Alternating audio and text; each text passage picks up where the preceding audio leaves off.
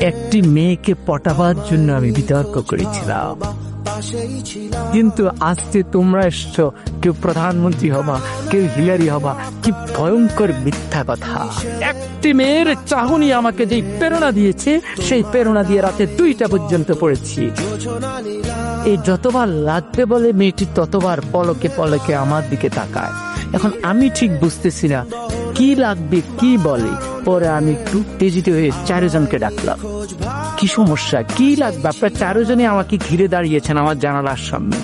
তখন বলবো তো বলে, বললো ভাই আমরা হিরোইন বিক্রি করি, আপনাকে দেখে মনে হয় দারুণ ভাবে আপনি হিরোইন। বলে যে মেয়েটির কাছে আমি এয়ারপোর্টের সামনে নায়ক হয়ে উঠলাম, আখাউড়ায় হয়ে গেলাম হিরোইনসি, বাকি সময় আমি আর তার দিকে পুরো তাকাইনি। কিন্তু মেয়েটি ওই হিরোইনসি বলার পর যে মুচকি হাসি দিয়েছে, সে হাসিটি আজও আমি ভুলিনি।